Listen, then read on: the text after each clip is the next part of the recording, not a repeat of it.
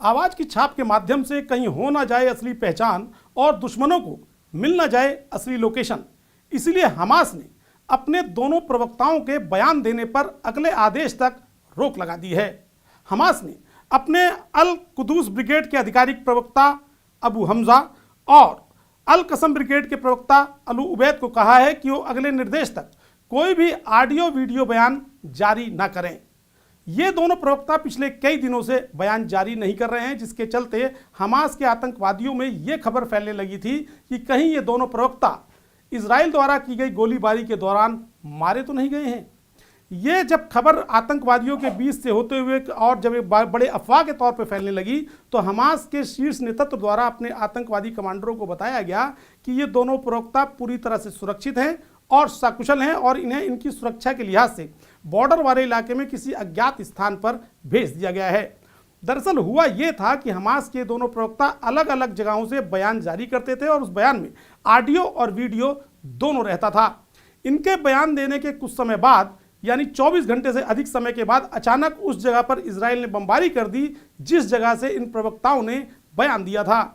शुरुआती दौर में तो हमास को पता नहीं चल पाया कि अचानक से बमबारी कैसे हो गई, लेकिन जब हमास उसकी तह में गया तो पता लगा कि आवाज की छाप के माध्यम से इन दोनों प्रवक्ताओं तक इजराइल के आधुनिक उपकरण पहुंच गए हैं और उनके आधार पर ही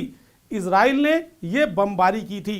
जिसके बाद हमास ने निर्णय लिया कि ये दोनों प्रवक्ता आगामी निर्देश तक कोई भी ऑडियो वीडियो बयान जारी नहीं करेंगे जिसके आधार पर इजराइल और अमेरिका के आधुनिक उपकरण उन तक पहुंच जाएं और उसके आधार पर उनकी असली लोकेशन और असली पहचान तो उजागर हो ही जाएगी। साथ ही हमास को बड़े पैमाने पर नुकसान भी पहुंच सकता है, क्योंकि ये दोनों प्रवक्ता ऐसी जगहों से बयान देते हैं जहां पर हमास के सीनियर लीडर भी मौजूद रहते हैं।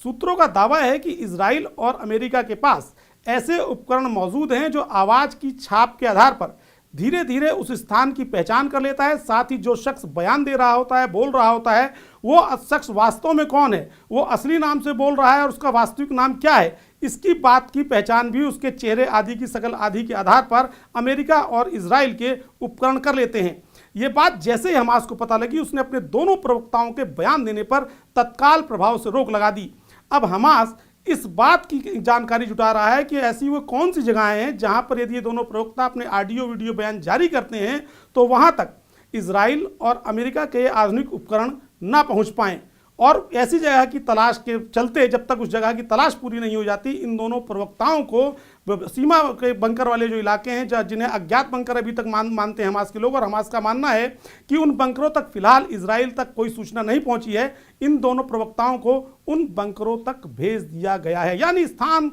और जगह और असली पहचान कहीं मिल ना जाए इजराइल को और दुश्मन कर दे ना कहीं हमला, हमास ने अपने दोनों प्रवक्ताओं के बयान देने पर लगा दी है रोक।